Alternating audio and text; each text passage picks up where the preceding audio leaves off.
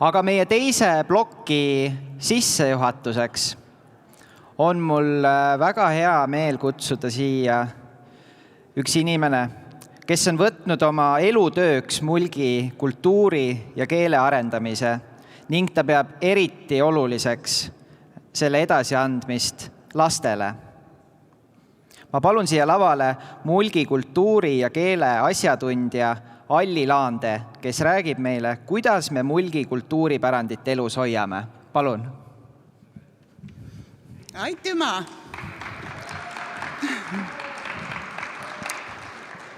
Nõnda. Mul on väga meel siin täpä seista ja kõnelda tedega just sellest, kuidas on siis see kultuuripärandit siiamaani hoitu ja mis siis edasi saab. Aga mul on ka üks väga kurb uudis, ma tii selle ettekande eesti keelen, sest me ei ole veel ära õpetan inimest, kes mõistas mulgi keelest inglise keelde või vene keelde mede jutu panna. Ma looda, et siia asi saab parandet, aga tämpe ma siis kõnele teile tõepoolest eesti keeles, kirjakeeles, et see saaks siis minna kaugemale kui mulgimaa. Ja meie teema on siis, kuidas mulgi kultuuripärandit elus hoiame. Kõik, mis me teeme, on ju kultuur. Me elame oma kultuuriruumis ja kultuur on elamisviis kõige laiemas tähenduses. Ta küll jaguneb vaimseks kultuuriks ja materiaalseks kultuuriks, aga kõik, mida me teeme, kõik on kultuur. Ja siis on üks hästi moodne sõna välja mõeldud, pärimuskultuur. Aga pärimus on tegelikult ju täiesti loomulik eluviis, kus antakse kogemused ja elutarkused edasi just põlvest põlve. Vanaema annab emale, ema annab oma lapsele, isa oma pojale. Kahjuks on meil selline loomulik eluviis juba minetanud oma loomulikkuse ja sellepärast peame meie koolides, lasteaedades, Mulgikultuuri Instituudi toimetamistes mõtlema selle peale, et seda, mida meie vanaemad meile edasi andsid, me suudaks anda edasi praegu oma lastelastele. Ja seda me nimetame pärimuseks, seda me nimetame pärimuskultuuriks. Me kõik oleme seotud selle kohaga, kus me just elame. Selle paikonna kultuuriruumiga ja see annab meile ju maailma mõistmise ja ka elamise oskuse. Me peame andma selle edasi oma lastele. Meie kultuuriruum on mulgimaa. Ja mulkidel on väga-väga ilusad vanasõnad. Vanast võtta viisi, noorest võtta häält, sõst tule õige lugu. Varsan tule õppi, kuidas obesene vagu aia. See tähendab seda, et me peame meeles ja lugu oma esivanematest, nende lugudest, nende oskustest, nende teadmistest, nende kogemustest. Ja läheme edasi selle najal. Siis tuleb õige lugu või siis tuleb õige vagu. Mis siis on ära tehtud, et see lugu ja vagu õige tuleks? Me hakkame Mulgikultuuri Instituudiga peale kõige tillematest. Väikesed keelepesad on meil, kus siis ühe korra kuus vähemalt laps kuuleb, et on olemas selline keel, salakeel, nagu ma neile ütlen, mulgikeel. Ta laulab ta mängib, ta kuuleb juttu mulgi keelen. Ja see toob ta juurde meie loomulikule Mulgimaa keskkonnale. Meil on pärimuspäevad ja laagrid lastele. Meil on tore mälumäng koolidele, kus lapsed iseseisvalt juba uurivad seda kultuuri ja kohalugu. Meil on täiesti uus üritus, laulukonkurss, kus seda sama mulgi keelt saab juba kasutada ja täna te kuulsite ja kuulate veel meie mulgi segakoori, kes seda sellist pärandlaulu siis teile esitab ja kui ilusti ta kõlab. Meil on murdeluulevõistlused, kus me saame kasutada oma keelt. Siin on need väikesed lapsed, kes lustivad mulgi keeles. Neil on seljas mulgi rahvariietest edasi arendatud pärimusriided ehk nende piduriided. Ja kui me nüüd tahame kõnelda, et oi, miks lastel ei ole päris rahvariideid, siis kui me läheme tagasi ajast aega, siis vanasti lastele rahvariideid ei tehtud. Lapsele tehti riie selga sellest, mis jäi üle. Kui emal jäi kördi ots üle, siis see tüdruk sai endale küll triibukördi, aga selline ilus linane kangas, mis on praegu ka amena seljas siin lapsel, oli päris harilik riietus. Ja ka praegu niimoodi pidulikuna punasega kaunistatud ja meie mustritega ära kaunistatud on ta väga ilus ja väga loomulik lapse riietus. Laps lustib ja laulab mulgi keeles. Me oleme teinud laste jaoks päris palju õppevahendeid. Kohe hakkame peale aabitsast. Meil on olemas töövihud, meil on olemas lauluvihk. Ja kui juba oled saanud oma esimesed õpped töövihust ja aabitsast, siis võid juba hakata lugema muinasjuttude sarja, mis on nüüd kohe 5 kihelkonnast kokku saamas ja mida siis Kristi Ilves meil siin toimetab, milles on väga ilus mulgi keel ja ka paikkonniti natuke eristatav, et see on hästi tore asi. Ja keeleõpe siis kõigile. Ega siis ainult laps ei pea õppima. Kui ma ei ole õppinud ära oma kodukeelt selles ühiskonnas, mis meid ümbritseb, siis ei ole mitte kunagi hilja hakata õppima. Meil on ainsana olemas selline tore kõnelemisraamat ehk vestlussõnastik Kärt ja Märt Mulgimaa reisu peal. On olemas ka väike mulgi sõnastik. Aga kuidas siis edasi? See, et ma näitan siin nii ilusaid pilte lastest ja ma näitan nii ilusaid pilte meie õppevahenditest, ei tähenda seda, et me peaks jääma sellele tasemele ka edaspidi.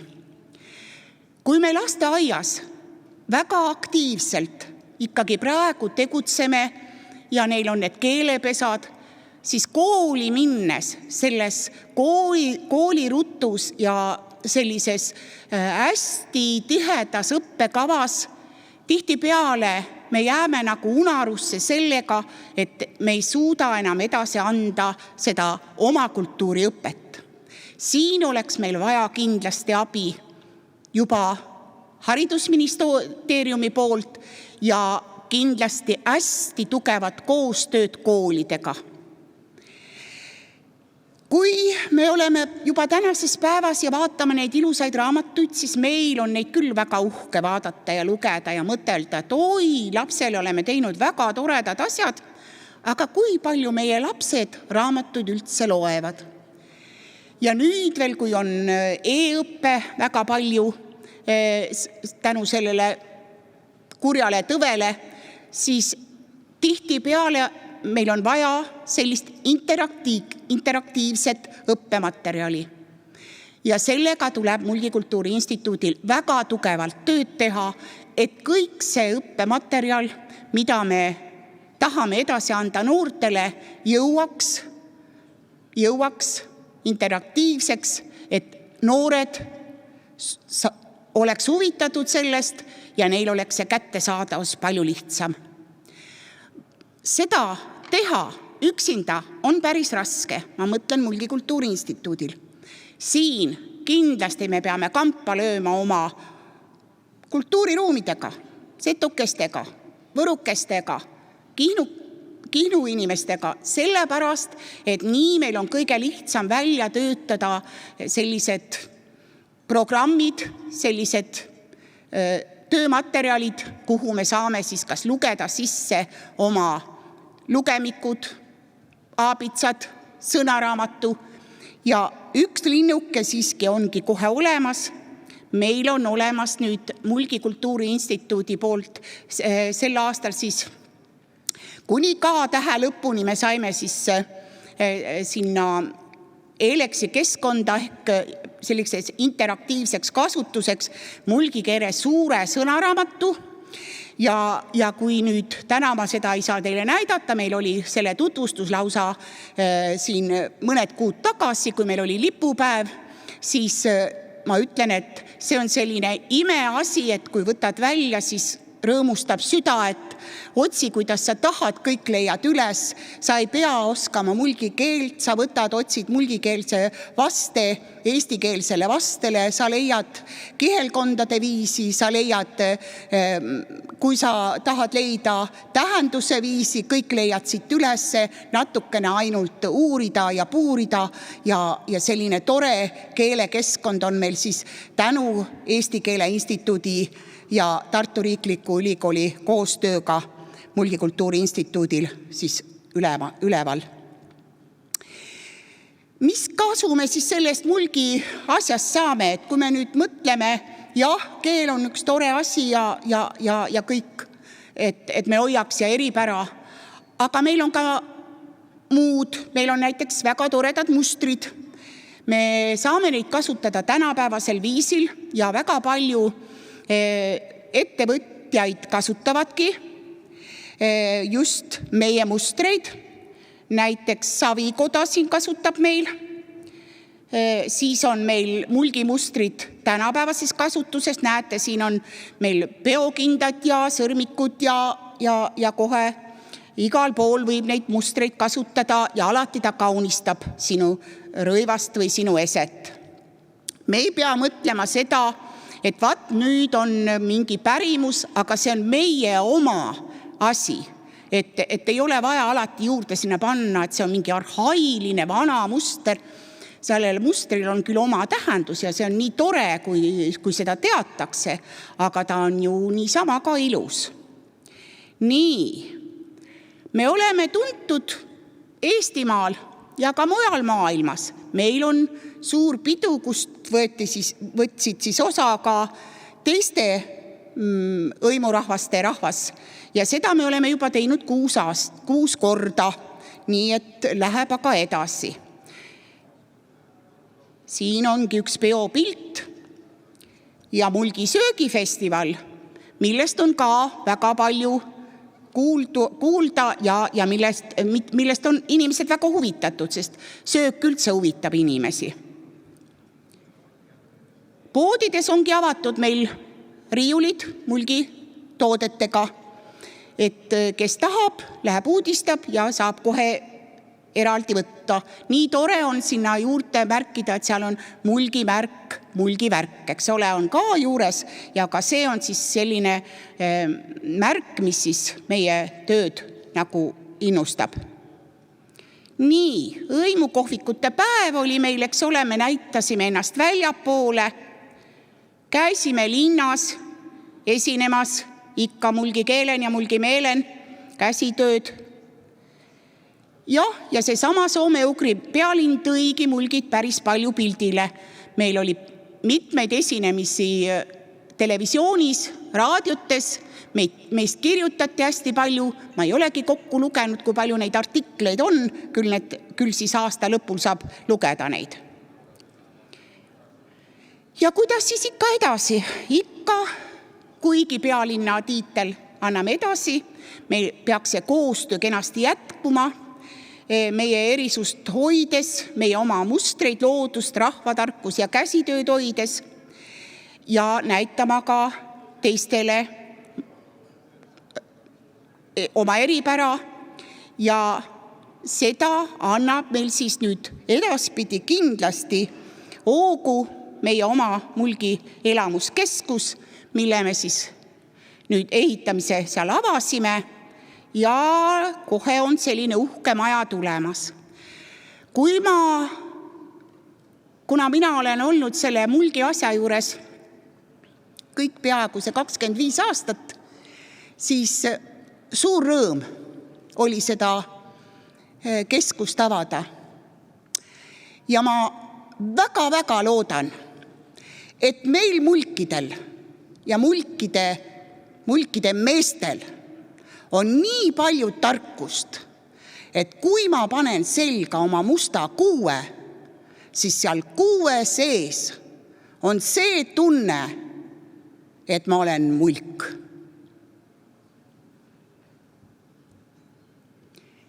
Ja nii läheme ikki edasi.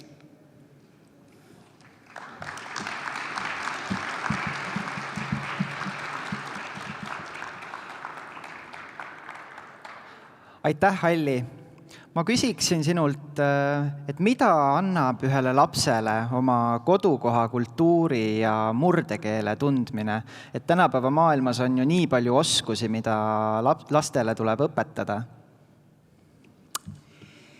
Ma sõnastaks sinu küsimuse hoopis teisiti. Miks me tahame alati, et meile midagi antakse?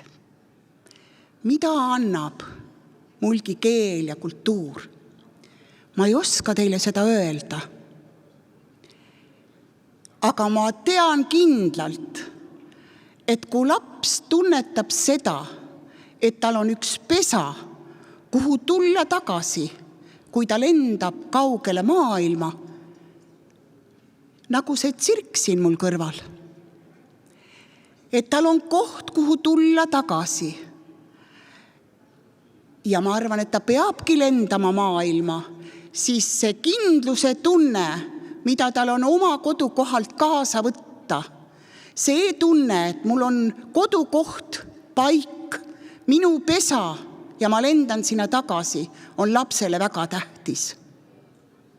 Ja vaat seda me peakski oma lastele ja lastelastele andma iga päev. Lenda laps, aga sa tead, et sul on oma pesa. Aitäh, Alli Laande!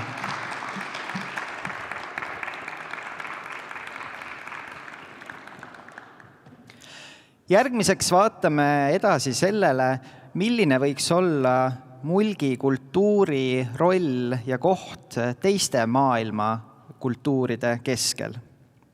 Selleks palun ma siia lavale Eesti Rahvakultuuri Keskuse vaimse kultuuripärandi osakonna juhataja Leelo Viita, kes räägib meile teemal vaimne kultuuripärand ja UNESCO ehk võimalus Mulgimaale. Palun!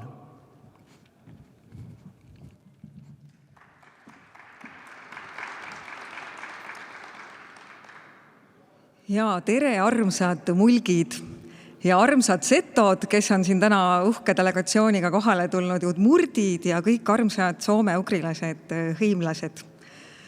Et meil oli Mulgi Kultuuri Instituudiga siin kuskil 6 aega tagasi selline pikem huvitav vestlus. Ja siis me vaatasime, mina kuulasin, nemad rääkisid, mina küsisin, et kuidas siis Mulgi kultuuriga ja selle vaimse kultuuripärandiga, millest ka Alli rääkis, et nii tore on siit jätkata. peale Allit, et kuidas siis 10 aasta jooksul on olnud need arengud ja need rõõmud ja mis on need murekohad. Ja siis ma sain ka teada, et mulkidel on mõlkunud selline mõte peas, et kuna Eestist on ju päris häid näiteid juba UNESCO vaimse pärandi tutvustavates siis maailmapärandi nimekirjades, et ka mulkide kultuurist võiks midagi sinna kuuluda. Ja mis see siis võiks olla? Ja niisiis Ave mind täna kutsuski sellest natukene rääkima, et nii-öelda valmistada pinda ette mõtlema just kogukonnal endal, et mis see siis võiks olla, see meie vaimne kultuuripärand Mulgimaalt, mis võiks siis tutvustada mulgikultuuri vaimse pärandi UNESCO nimekirjades ja teha siis mulgid üle maailma ka seeläbi veel tuntumaks ja teatumaks.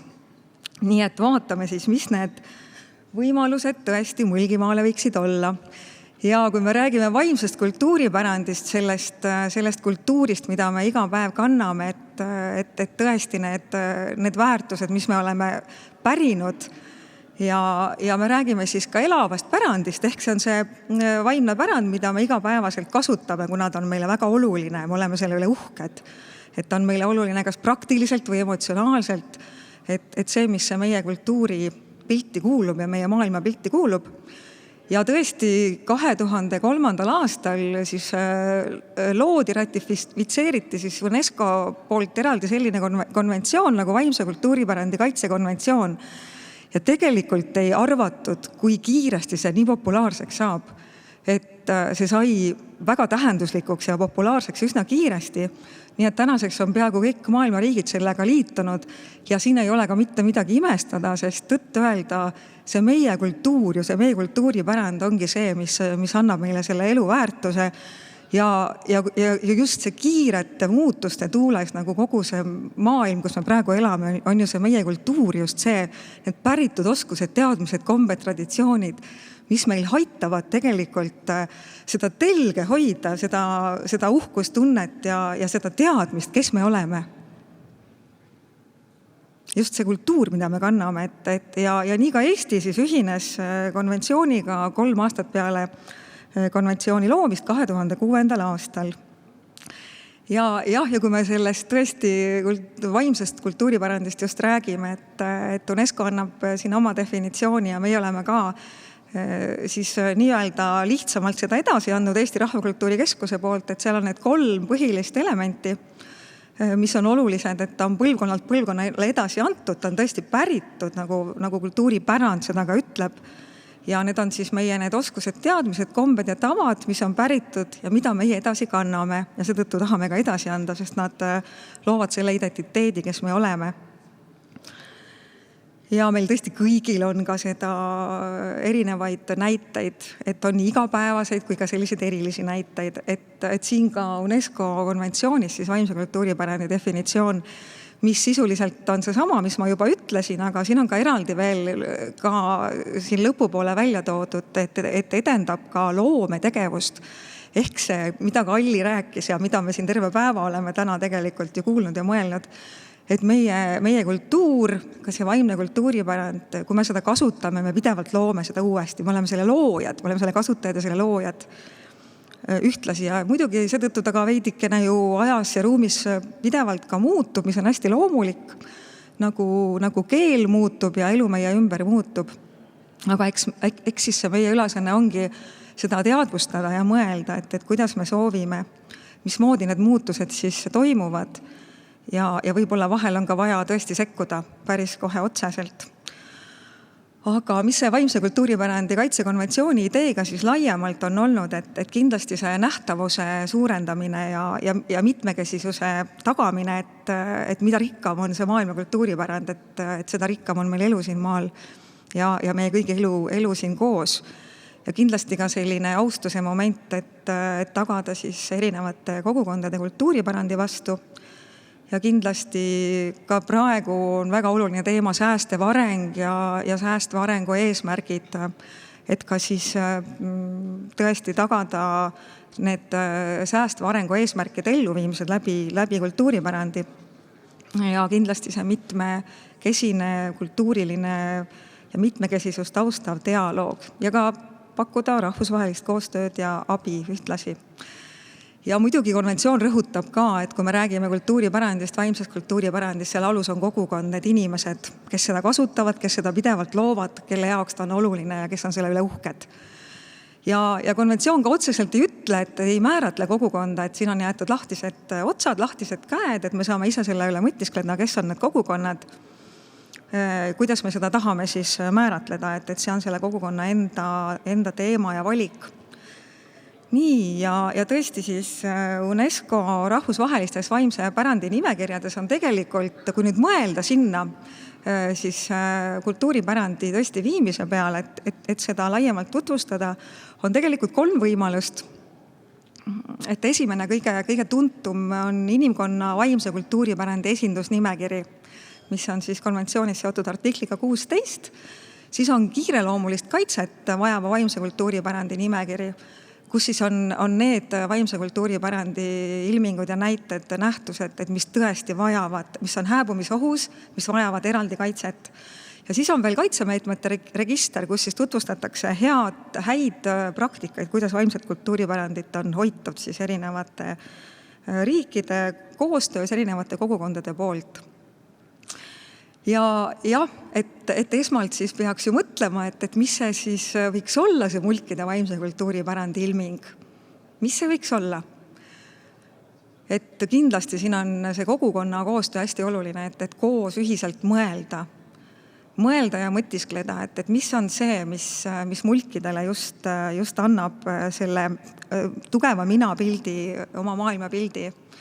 Ja siis, kui ollakse jõudnud üksmeelele, et mis ilming see siis võiks olla, ja see ei tee kuidagi seda paremaks teistest, vaid just see, et mida siis tutvustada laiemalt siis kogu inimkonnale UNESCO nimekirjas, siis ka mõelda, et kas ta on elav pärand täielikult, ehk et ta ei ole kuidagi ohustatud, ehk päriselt muidugi sellist võimalust ka ei ole, et alati mingid ohud on, aga mõelda selle peale, et kui elujõuline ta on ja siis seejärgi siis mõelda, et kas viia ta esindusnimekirja või kiireloomulist kaitset vajava vaimse pärandi nimekirja. Et aga see kõik siis toimub protsessis ja koostöös kindlasti kogukondadega võimalikult laiapõhjaliselt.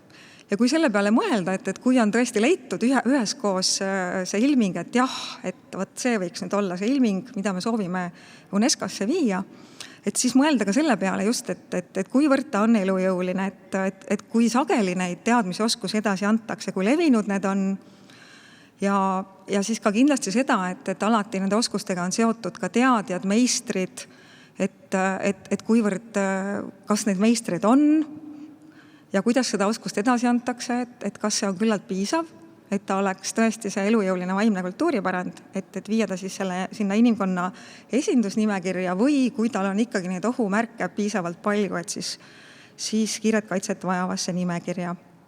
Et kumbki iseenesest ei ole, nad on täiesti võrdsed, et siin sõltub nüüd sellest ilmingust. Jah, aga kui me vaatame inimkonna esindusnimekirja, et sellise linnulennult suure pildina, et siis on seal, ütleme, sellised 4 põhikategooriat, et seal on erinevaid näiteid loomulikult, aga niimoodi rohkem, milliseid ilminguid siin on toodud rahvaste poolt, kogukondade poolt on mitmesugused tähistamised, sündmused, rahvakalendri tähtpäevad, kogukondade tähtpäevad, muidugi siis toidukultuur, et toit on meile kindlasti väga oluline. Jah, võib arvata, et ka käsitöö seal on ja muusikaga seotud siis vaimne pärand. Et siit ka üks pildikene ungarlastelt ühest santimistraditsiooni festivalilt talve lõpetamise traditsioonil seotud. Ja te muidugi teate, aga siinkohal ikkagi peatume ka nendel näidetel, nendel kultuuriilmingutel, mis on esile toodud meie kogukondade poolt ja UNESCO vaimse kultuuripärandi inimkonna esindusnimekirja jõudnud. Et Kihnu kultuuriruum, et siin on ka 2 aastaarvu, kuna konventsioon loodi 2003 Kihnu kultuuriruum jõudis, siis oli ta veel natukene teistsugune nimekiri, et suulise ja vaimse kultuuripärandi inimkonna meistriteosed. Ja 2008 siis ta viidi inimkonna esindusnimekirja. Et siin on olnud ka jutuks, et aga äkki siis Mulgi kultuuriruum. Et peab tõdema, et peale konventsiooni rakendamist kultuuriruumid ei ole see nimekirja enam otseselt sellisel viisil oodatud, vaid pigem ikkagi mingi nähtus, mingi ilming. Et selline juba konkreetsem vaimse pärandi siis tegevusteadmine, oskus või komme sealt välja valida. Ja muidugi siis ühiskandena meie naabritega Läti ja Leeduga on viidud esindusnimekirja laulu- ja tantsupidude traditsioon ja nendega siis sama lugu, et esmalt sai ta siis viidud meistriteoste nimekirja ja peale konventsiooni rakendamist siis inimkonna esindusnimekirja, et ühiskanded on ka oodatud ja seal on päris huvitavaid näiteid nendes nimekirjades. Siis muidugi Seto-Leelo, setode poolt. Ja viimasena siis Vana-Võromaa suitsusauna traditsioon. Et siin on ka head näited, et selline eriline vaimne kultuuripärand Seto-Leelo ja samas suitsusauna traditsioon, mis on justkui selline igapäevane, et väga paljudel ju rahvastel on sauna traditsiooni, aga ometi see meile see eriline ja oluline, et siin ongi see otsustamiskoht, et see vaimne pärand ei pea tingimata just olema see, et ta ongi väga-väga eriline, vaid et ta võib olla ka mulkide jaoks näiteks selline igapäevane, aga ta loob mulkide maailmapilti ja seda minapilti identiteeti hästi tugevalt, et siin võibki mõelda üsna laialt.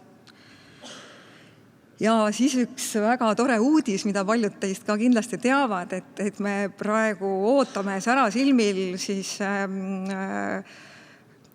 komitee otsust, et Eestis sai veel nüüd küll tõesti kiiret kaitset vajavasse vaimse kultuuripärandi nimekirja Eesti Haabja seltsi poolt esitatud ühepuulootsiku ehitamine ja kasutus Soomaal ja selle aasta detsembris siis Pariisis otsustatakse. Väga ootame, et pidupäeva pidada koos. Ja siis eks me edaspidi jõuame veel sellest rääkida, et praegu see siin on sellises kribu kirjas, aga võib-olla niimoodi need põhilised kriteeriumid, mis siis oleks inimkonna esindusnimekirja viimisel, et kindlasti see, et just nagu ma ka ennem seda märkisin, et peab olema tegemist elujõus, elava pärandiga ja seda siis saab mõelda, et mismoodi seda siis kirjeldada või et kas ta on see elujõuline tugevalt või siis võib olla ka pigem ohustatud. Nii, ja siis kindlasti, et seal on kandes on ka oma selline kaitsekorralduskava või kaitsemeetmed, et kus siis saab näidata, et mismoodi kogukond seda vaimse kultuuripärandi ilmingut siis toetab, hoiab ja kuidas siis ka riik kaasa aitab. Ja kindlasti on oluline see kogukonna võimalikult laialdane osalus. Ja mis on veel üks tingimus on see, et see vaimse kultuuripärandi ilming peab ka esmalt siis olema viidud riiklikusse vaimse kultuuripärandi nimistusse ehk meil siis Eesti vaimse kultuuripärandi nimistu. Ja nüüd me saame peatada ka sellel, et Eesti vaimse kultuuripärandi nimistu on siis keskkond, kuhu kõik Eesti kogukonnad saavad oma vaimset kultuuripärandit, kus nad seda saavad tutvustada, et seeläbi seda väärtustada, esile tõsta. Ja loodi 2010. Tänaseks seda siis administreerib Eesti Rahvakultuuri Keskus. Tänaseks on üle 100 erineva kultuuriilmingu üle Eesti siin 114. Tänase päevaga peaks olema nii.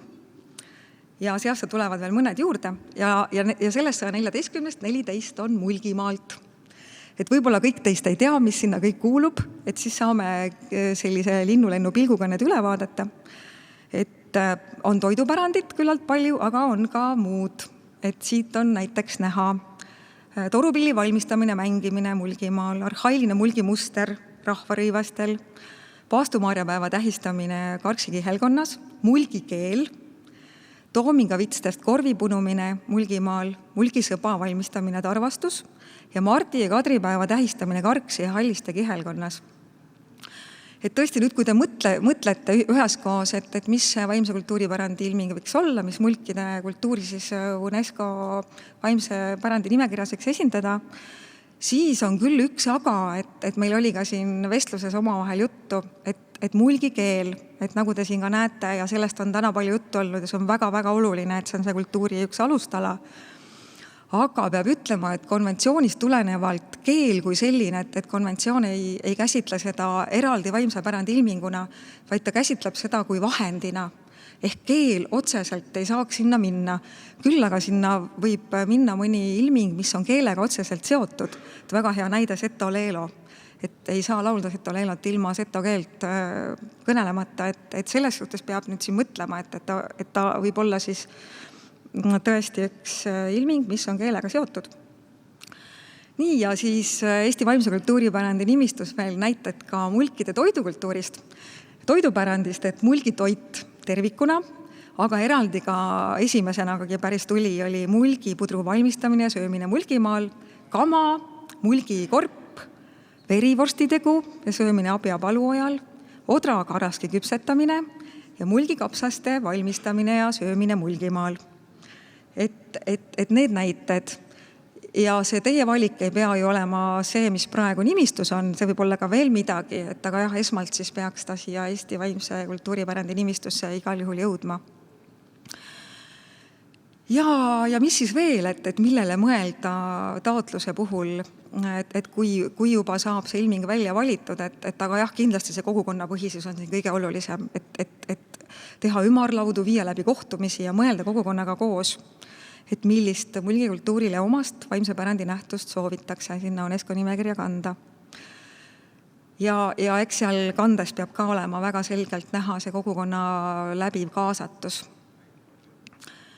Ja lõpetuseks siis jah, et kui on juba see nivelda välja mõeldud, et mis see võiks olla, et siis saab kaasata ka, või soovitan kaasata ka Kultuuriministeeriumi, UNESCO Eesti Rahvusliku Komisjoni ja Eesti Rahvakultuuri Keskuse vaimse pärandi osakonna siis inimesi veel kaasa aitama, et kuidas siis selle asjaga edasi minna. Ja kui kogukonna poolt on see soov tõesti sündinud, et siis oleme ka protsessi natukene lihtsustanud, et seda veidi selgemaks teinud Eestis, et saabki sellisel vabal vormil saata kandetaotluse Eesti Rahvakultuuri Keskuse vaimse pärandi osakonnale, kus poolt siis meie omakorda selle edastame vaimse kultuuripärandi nõukogule, kes on siis Kultuuriministeeriumi juurde loodud ekspertide kogu ja nende kommentaaridega siis esitatakse see taotlus Kultuuriministeeriumile edasi. Ja lõpuks kandetaotlus ise peaks olema siis inglise või prantsuse keeles, selle allkirjastab kultuuriminister ja esitab Kultuuriministeerium UNESCO-le. Ja taotlus saab siis esitada kord aastas märtsi lõpus, et iga aasta. Ja riik saab siis korraga igasse nimekirja esitada ühe taotluse, et see ka veel teadmiseks. Aga lõpetuseks, et tänast päeva kuulates, et see lennunduse teema mind kuidagi väga inspireeris, millest Mart Lubi rääkis, et ma kogu aeg mõtlesin paralleelselt kultuurile, kultuuripärandile, et samamoodi nagu lennunduses tõi välja, et kultuuripärand kui meie see võimas ja sisemine jõud, võimas sisemine ressurss ja samuti siis tõi välja selle ressursside juhtimine nii-öelda ehk koostöö. Eks siin on see kaasatus ja suhtlus samamoodi ja ta tõi välja ka suhtumine, et mis siis saab veel olla, et see suhtumine, kuidas me suhtume oma kultuuri. Et kui Avega küsis, et tooga võib-olla välja, et mis see UNESCO-s olemine siis annab või nendes nimekirjades, et võt siin ongi see suhtumine, et me tunneme, et me oleme uhked oma kultuuri üle. Me oleme uhked oma kultuuripärandi üle, see on meile oluline ja me tahame seda teistele ka tutvustada ja tõesti olla koos selle üle rõõmsad, et see on ikkagi see põhiline asi, väärtustamine. Ja kindlasti Mulgimaal oleks seeläbi ka maailmale palju pakkuda. Nii et jah, mõelge tõesti, et mille siis võiks olla see eriline koht mulkide kogukonna minapildis ja maailmapildis. Ja omalt poolt ma tänan, soovin teile palju jõudu sellel teel ja soovin palju aastaid nii mulkidele kui kõigile meie hõimlastele, soome-ugrilastele. Palju õnne tähtpäeva puhul ja palju aastaid. Aitäh!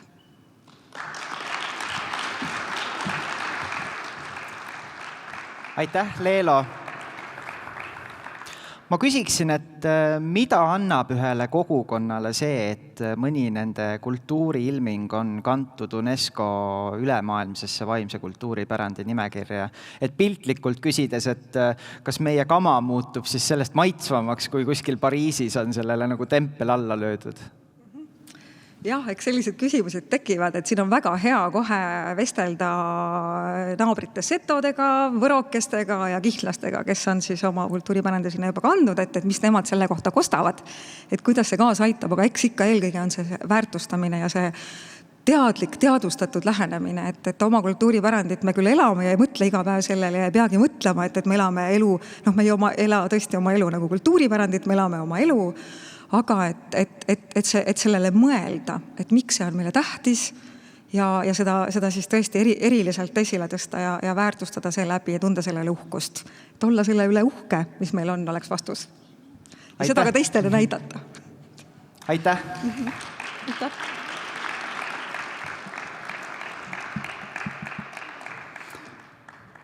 Aga nüüd on mul hea meel kutsuda siia lavale üks nii tänase õhtu kui ka tegelikult kogu selle kultuuripealinna aasta üks nii-öelda peasüüdlasi või eestvedajaid. Nimelt Mulgi Kultuuriinstituudi juhataja ja kultuuripealinna eestvedaja Ave Grenberg räägib meile sellest, millised olid soome-ugri kultuuripealinna Mulgimaal korraldamise õnnestumised ja õppetunnid. Palun, Ave!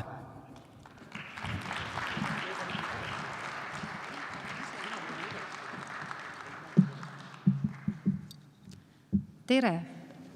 Minu teemaks on siis võtta kokku, et mis läks hästi ja õppetunni kohad. Kõik algas Oliverist. Oliver tegi ettepaneku, et me võiks kandideerida kultuuripealinna tiitlile. Algul ma mõtlesin küll, et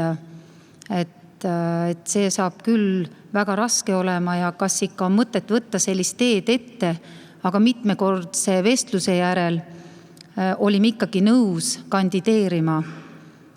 Ja alustasimegi kandideerimise ettevalmistustega, et saime kokku ja tegime ära ja valisime ajaloolise Mulgimaa pealinna siis kultuuri pealinnaks.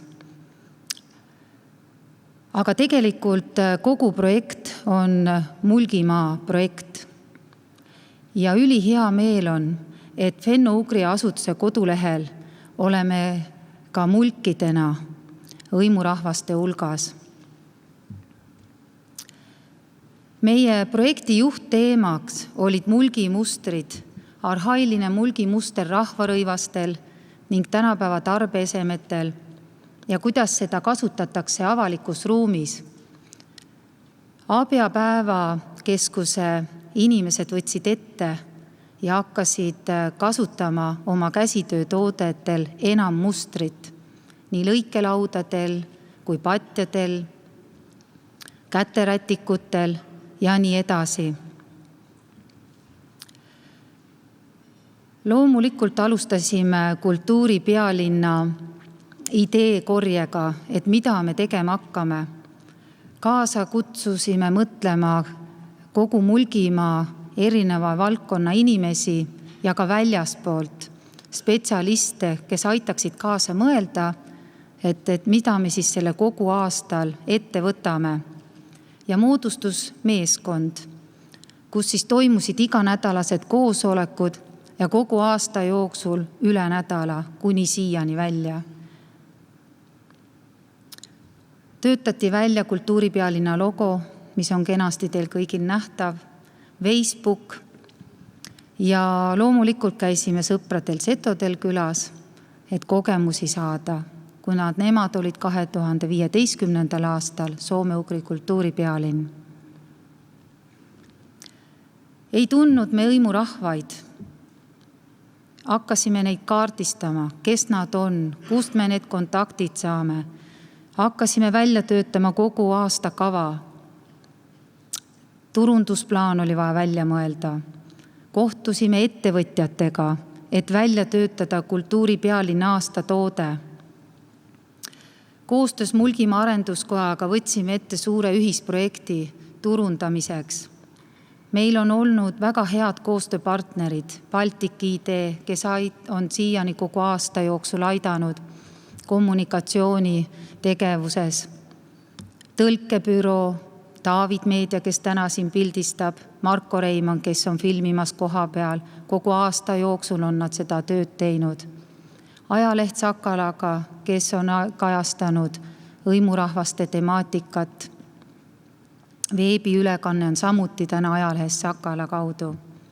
Koostöö omavalitsustega, Tartu Ülikooli Viljandi Kultuuriakadeemiaga, kui olid soome-ugri kultuuride loengud, andsime oma Facebooki lehel sotsiaalmeedias teada, et toimuvad sellised hõimurahvaste loengud. Pärimusmuusika Aidaga koostöös on korraldatud koolides pärimusmuusikat tutvustamine. Uraalik keskusest Oliver Loode ja Aivar Ruukel ja Andres Rõigas on väga palju osas kaasa aidanud nii turismistrateegias teadvustamisele ja pärandturismi foorumi korraldasid nemad üheskoos. Ja Fenno-Ugri asutus on aidanud kontakte leida ja nõustanud meid. Ja nii siis algaski meil kogu tegevus. Järsku kudus kogu Mulgimaa hõimuvaipasid. Karksi-Nuia kultuurikeskuse idee algatusel kooti kuni Mulgi peoni hõimuvaipa ja Abjapäevakeskuse inimesed alustasid siis kultuuripealinna logo värvitoonides hõimuvaiba kudumist. Need hõimuvaibad on teie ees ja siin on ka igaühe nimi. Uhked oleme oma kultuuripealinna toodete üle. Tänagi on teil võimalus maista hõimlast. Pajumäe talu valmistas Vepslase pulmakohupiima ja Mulgimaa väiketootjate liiduga on meil väga hea koostöö, tänu kellele oleme saanud mitmekesistada tootevalikuid kohalikes poodides. Avasündmus oli meil suur ja uhke. Oleme jaganud arhailisi mustreid, nende lugusid. Külastanud on meid erinevad hõimurahvad. Ersad moksad olid meil suvel Mulgimaal, samuti ansambel Ošmes oma liikmetega. Käisime maailmakongressil, andsime tsirgu 3 päevaks Tartule üle. Väga suurepäraselt läks soome-ugri pärandturismi foorum. Ja Mulgi peo tuleteekond oli väga uhke. Ja Kai Kannistu tegi seda tõeliselt hingestatult ja käisime kõigis 5 kihelkonnas, süütasime Mulgimaal Mulgi peo tule koos hõimurahvastega, olid külas meil setod. Ja Mulgi peol oli meil ka esindatud hõimutelk, kus oli võimalus tutvustada oma kultuuri, oma keelt. Ja ka käisime etnolaadal, kus me siis tutvustasime oma kultuuri ja kust me tuleme ja kes me oleme. Ja hõimukohvikute päev, millest on saanud nüüd traditsioon. Järgmisel aastal 3. septembril olete kõik oodatud Abja Paluajale hõimukohvikute päevale. Ja noorte filmiprojekt, sest noored on hästi oluline osa. Nendega tuleb tegeleda, neile õpetada, näidata, rääkida nende omases keeles. Ja läbi filmiprojekti saime neile rääkida hõimurahvaste keeltest. Nad olid väga huvitatud erinevate hõimurahvaste multifilmide vaatamisest ja kuulasid hoolega, mis keeles räägitakse ja me neile ka tutvustasime, et kelle keel just parajasti kelle keele kõne on seal multifilmil. Et läbi mänguliste tegevuste saab kogu lastele, noortele tuua lähemale oma kultuuri. Loomulikult on ka õppetunnid. Sellise suure mahuka töö puhul on kindlasti vajalik projektijuht, kes suudab panustada sellele tööle, et põhitöö kõrvalt jääb natuke aega puudu ja tunnen, et alati on ka inimesi puudu. Tuleb sõlmida konkreetseid kokkuleppeid erinevate osapooltega, eriti just omavalitsustega, et on kindlad arusaamised, kes mida tegema peab, mis mahus, mis suuruses.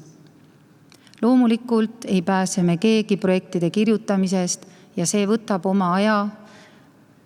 Pead esitama ka aruanded ja et oleks tegevused otstarbekalt ära tehtud. Ja sul on ka vastutus eelarve ees. Kas me tuleme sellest rahast välja või mitte? Kas need tegevused mitte ei lähe kallimaks ja kas me ikka saame hakkama? Ja juhi roll on hästi oluline, nii ka omavalitsusjuhtidel. Nendel on see võimekus, et inimesed tõmmata käima ja kaasata neid asju tegema. Ja loomulikult kaasamine sõltub isiksusest, kui suuteline on ta kaasama inimesi.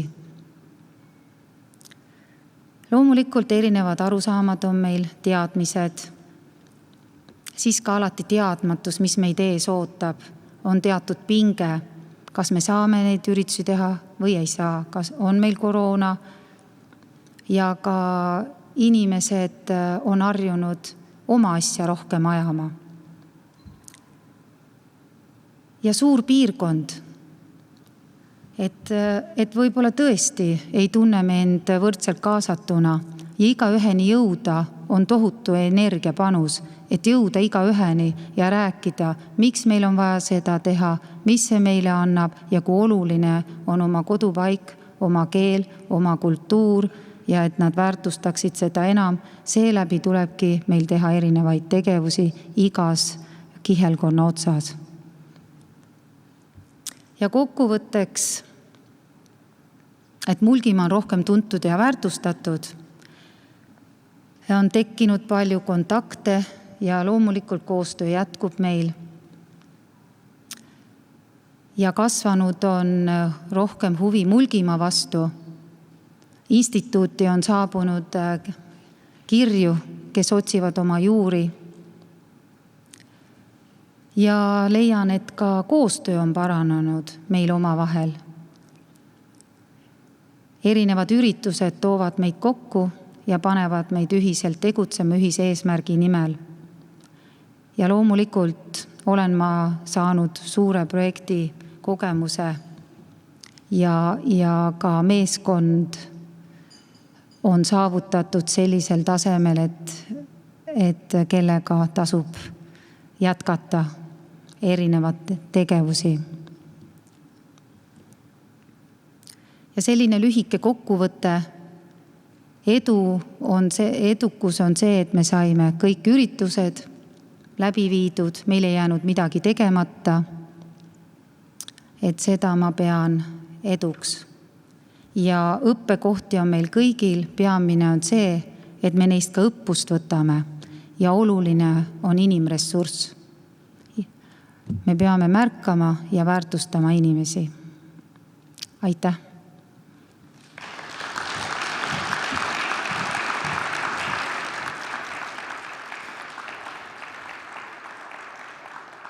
Aitäh, Ave, selle kokkuvõtte eest. Mis võiks sinu hinnangul olla selline järgmine suur ettevõtmine, mille Mulgid võiksid koos käsile võtta? No kui meil oli projekti juhtteema ikkagi mustrid ja meil on mulgitoit, et siis ma näen ikkagi, et me võiks liikuda UNESCO poole. Et rohkem väärtustada oma kodukoha pärandkultuuri ja seda ka teistele tutvustada. et see viib meid rohkem laia maailma ja äratab huvi külastada Mulgimaad. Selge, aitäh!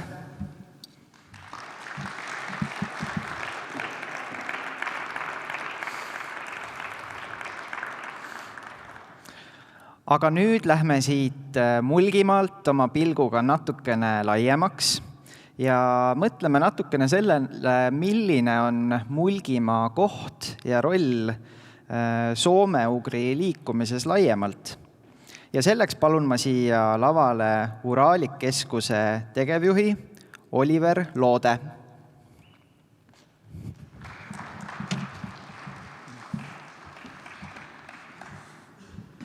Austatud mulkide vanem, austatud setode ülemsootska ja kõik mulgid ja mulkide sõbrad, kes on koondunud siia ja interneti avarustesse.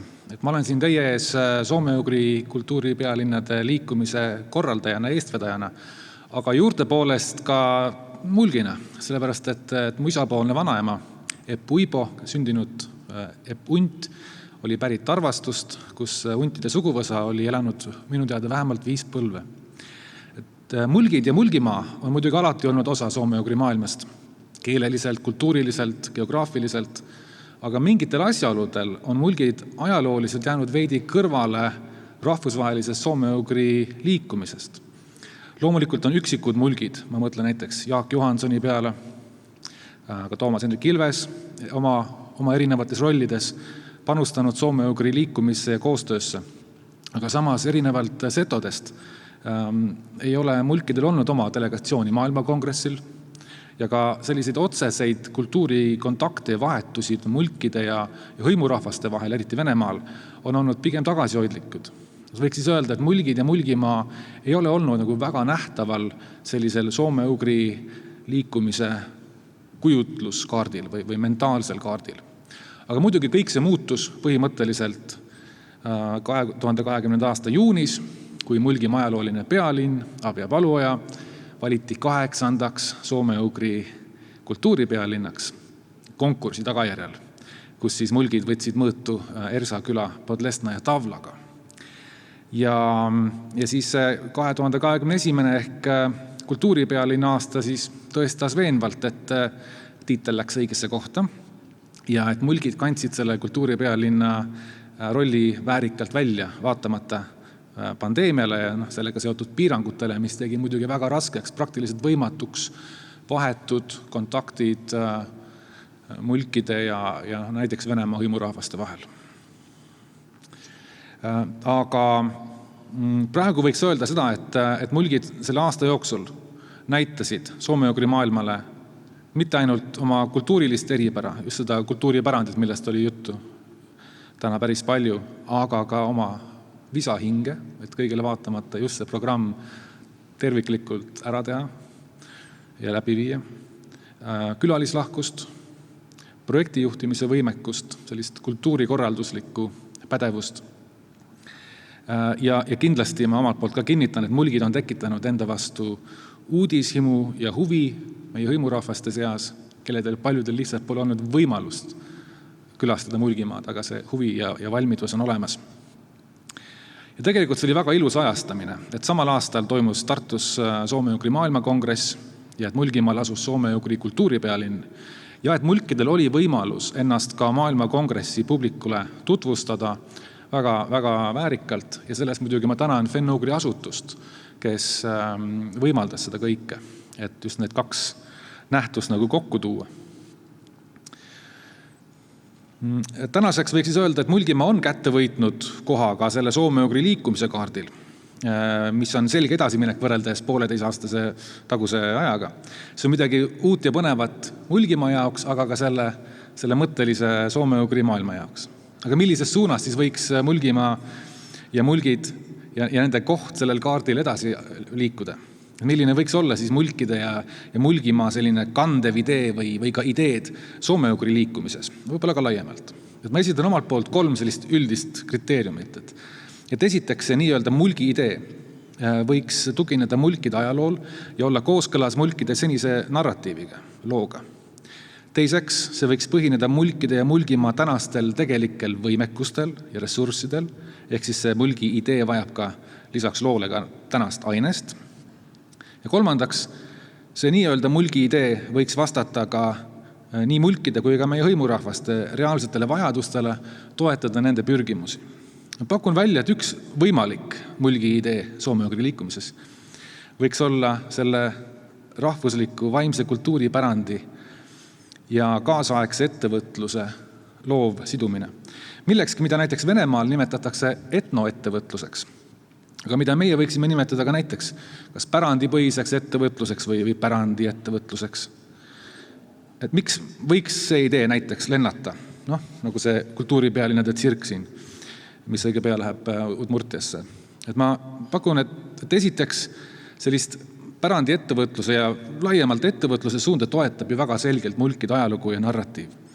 Me teame ajaloost, et talude päriseks ostmine Eestis sai alguse just Mulgimaalt, aga enamgi veel, esimesteks nimeliselt teadaolevateks eestlastest päris peremeesteks olid vennad Enn ja Johann Kase, kes 1843. aastal ostsid Abja Perakülast Losso Eppo talu 4000 hõberubla eest.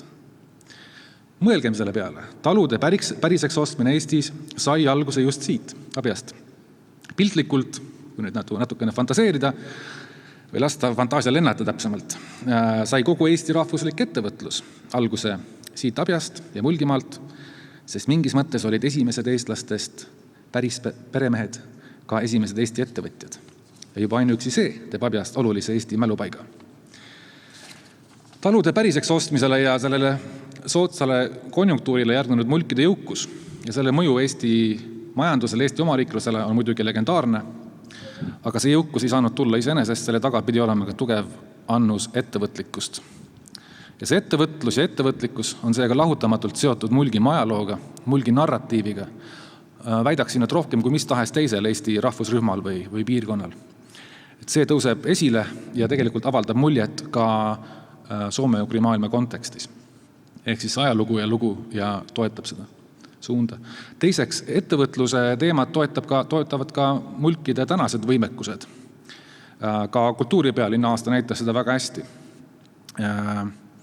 Et ühelt poolt muidugi mulkide suhteline majanduslik positsioon Eestis võib olla muutunud, muu Eesti on vahepeal järgi tulnud, aga ega siis ettevõtlus ja ettevõtlik vaim pole Mulgimaalt kuhugi kadunud. Eriti kui me arvestame ka Viljandit näiteks nii-öelda laiendatud Mulgimaa koosseisu.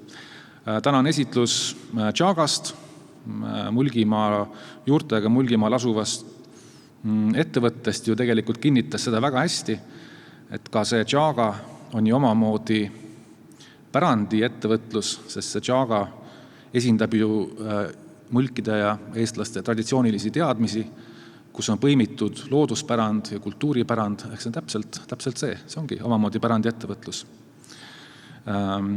mis omab nüüd eksportväljundit üle kogu maailma.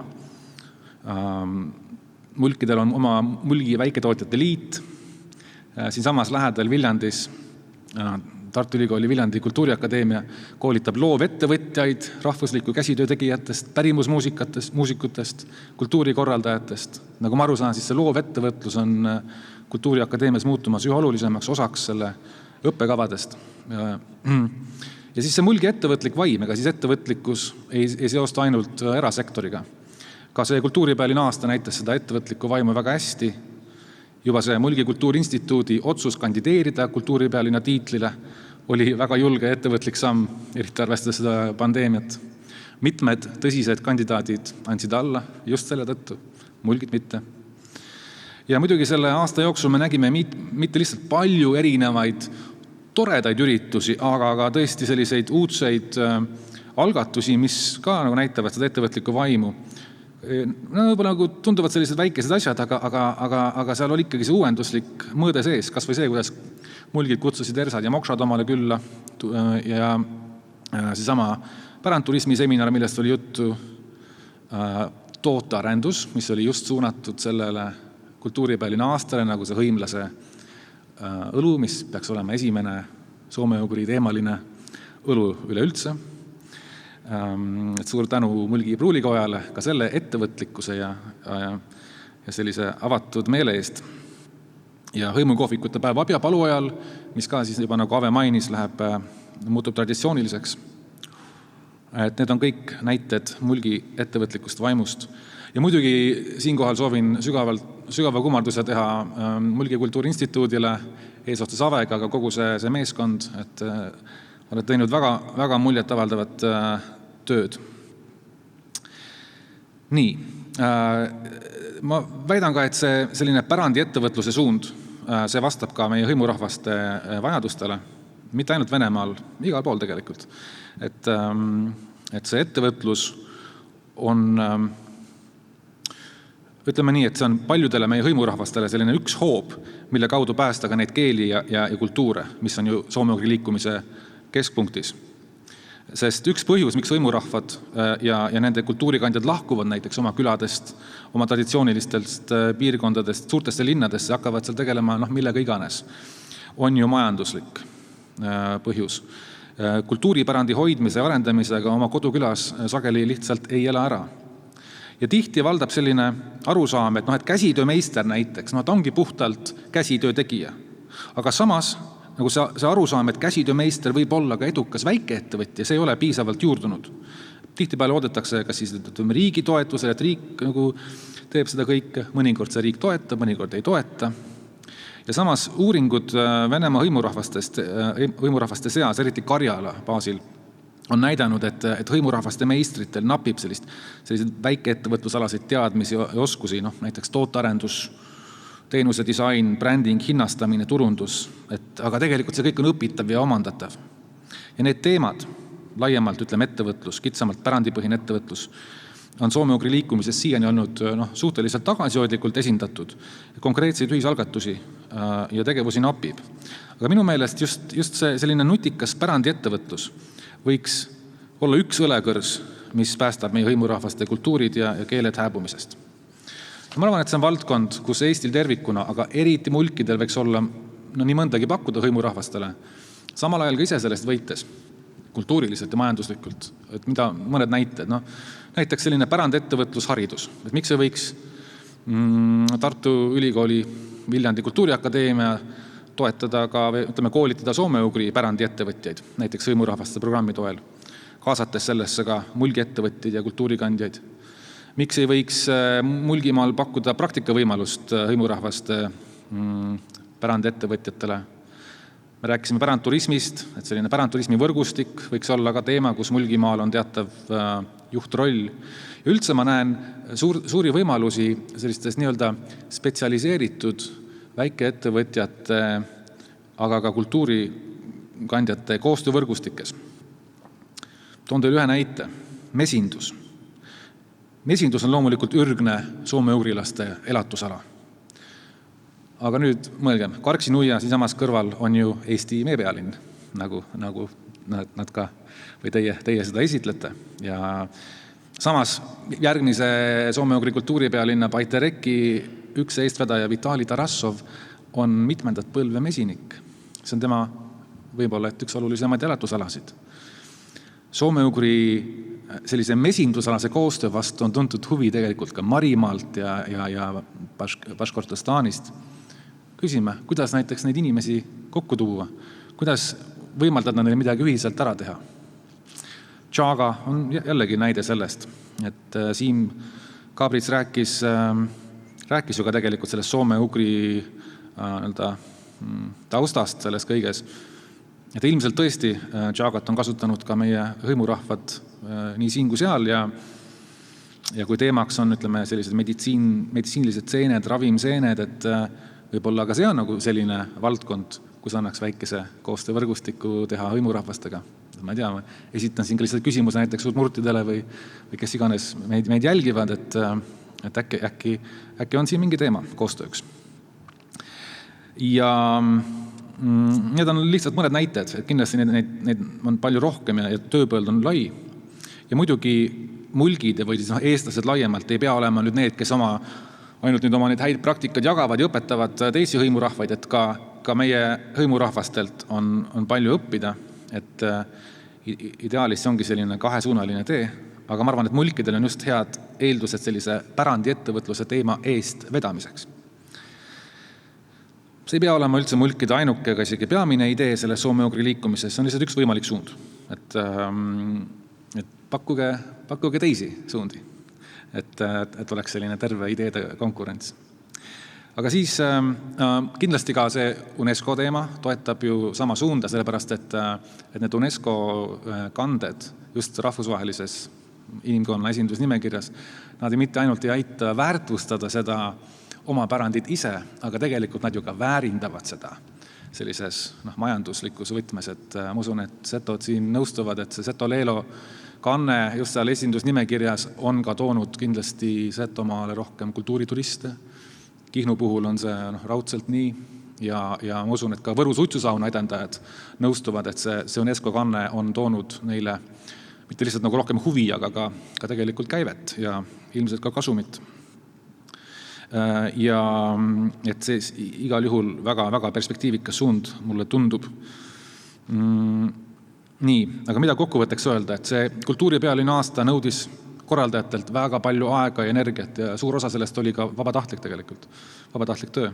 Et osa selle töö vilju on juba käes, osa on kindlasti ees.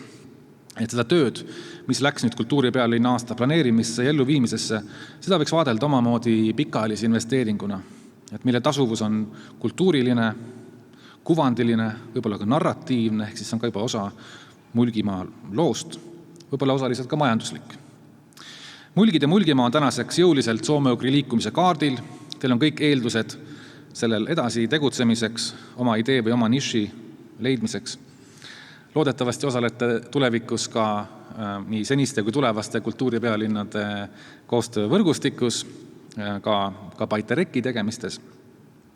Ja veel kord, et tänud siis kultuuripealinna aasta korraldajatele, et ma tean, et siin õige pea valitakse Mulgimaa uhkus, aga ma mõtlen, et kui soome-ugri maailm peaks valima selle aasta uhkuse, siis see soome-ugri maailma uhkus oleks Mulgimaa.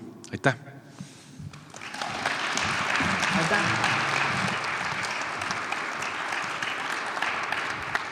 Aitäh, Oliver Loode.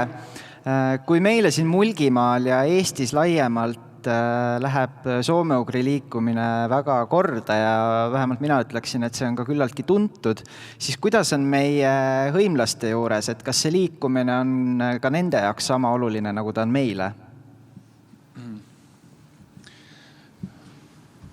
Väga raske on öelda, kui oluline see on teistele rahvastele, et selleks peaks natuke nagu suutma lugeda nende mõttemaailma, mis on raske. Ma ütleksin niiviisi, et selles soome-ugri maailmas Eesti on üks tugevamaid soome-ugri identiteedi ja liikumise eestvedajaid. Et meil on selline soodne olukord, et see soome-ugri idee omab toetust laia kandepinda nii paljudes kogukondades, võiks öelda tervikuna Eesti rahva seas, aga eriti võib-olla mõnedes sellistes kogukondades nagu setodel, nüüd ma ütleks ka mulkidel, kihnlastel kindlasti. Aga samas meil on ka riigi tugi. Riik toetab sihipäraselt soome-ugri liikumist, näiteks hõimurahvaste programmi kaudu, aga poliitiliselt. Sellist kombinatsiooni, ma ütleks, ei ole üheski soome-ugri riigis või piirkonnas, kus see kogukond ja riik tegelikult käivad ühte sammu. Et selles mõttes, ma arvan, me oleme väga heas positsioonis ja nagu siin enne ka öeldi, et see loob ka teatava sellise vastutuse meile, meie hõimurahvaste ees, et ka seda hõimu ideed, mis on ju tegelikult humanistlik idee rahvaste vahelisest koostööst ja sõprusest. Et ma arvan, et meie ülesanne on seda soome-ugri identiteeti nagu kuidagi toita ja just nimelt innustada meie hõimurahvaid. Aga aitäh selle ettekande ja selle kommentaari eest, Uralik Keskuse tegevjuht Oliver Loode.